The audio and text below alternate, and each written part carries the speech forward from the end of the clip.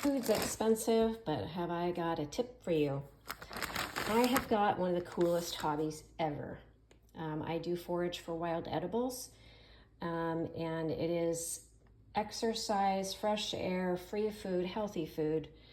And yeah, now this is rhubarb. It is from my yard, but there are other people who may have a yard, even if you don't have a yard, that don't utilize their rhubarb. And you can ask them. The rhubarb leaves are poisonous, the rhubarb stalks are not. It is a vegetable, and you can put it in various things. I don't cook, my husband does, so all my stuff is smoothie ready, but you can do other things. I have baked with these as well, but yeah, rhubarb is one of those things that is in a number of yards. So these are red currants. I just came across a bunch of these bushes this year, did have to research what they were. Do your homework. There are a number of things that have lookalikes. There's a lot of red berries out there that are deadly poisonous, and so you have to know what you're doing. You have to do your homework. If you're using an app, use more than one, because sometimes they can be incorrect. There are books at the library you can use. You can print things off and whatnot, and learn a lot. These are in the tomato family. I don't have a plan for these yet other than putting them in my smoothies, but maybe my husband will come up with something. But free food. Just had to hike around for it. These are service berries. We got a lot of these in our area, and these are my least favorite of these things on my counter right now because they've got fairly large seeds. But again, free food, healthy, and what I do, since I don't care for them as much, but I don't want to throw them out, I will use a smaller ratio of these compared to something else that I'll put with it. And then, then I'm still using it up. And you can apply that principle to a lot of different things.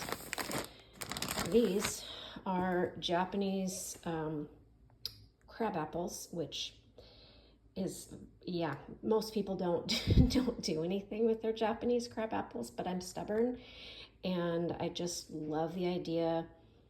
I feel like I'm beating some system, I don't know what, some system somewhere, when I'm getting free food. And these are on my tree, and it is very labor intensive to cut these up like this because they're apples that are the size of cherries. Yeah. So, but I absolutely love these. They are wonderful flavor, very tart in smoothies.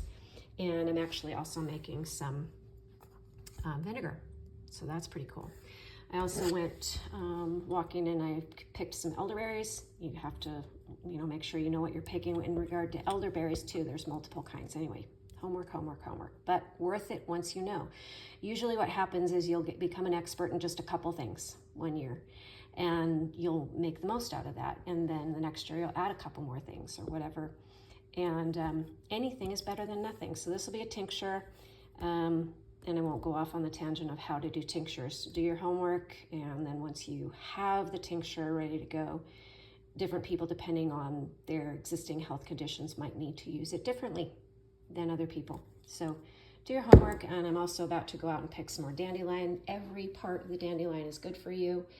I think there's only one lookalike that I know of that's not good for you, but it's pretty distinctive. Anyway, lots out there. Once you know what you're looking for, once you know your stuff, and I mean, like I said, start with one thing, that you see near you and say, what is that? Look it up, do some research, double check. And then once you know what you have in your area, you'll realize, oh my gosh, there's so much out here that I can use. It's also good to know what's not good to eat, just because you want to be informed.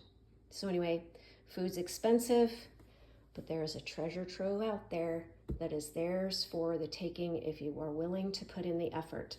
You may have neighbors that do not use their fruit trees. I have a neighbor who's got an apple tree that the apples look pretty cruddy, but guess what?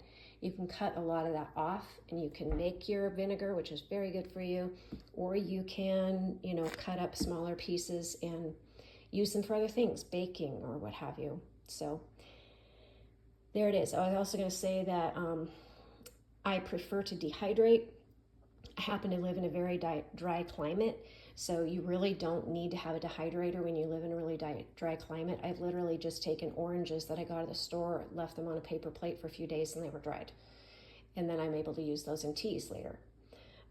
I also happen to have a couple dehydrators that I picked up at garage sales too, and then that just speeds up the process and I can do a little bit more, but it's not necessary.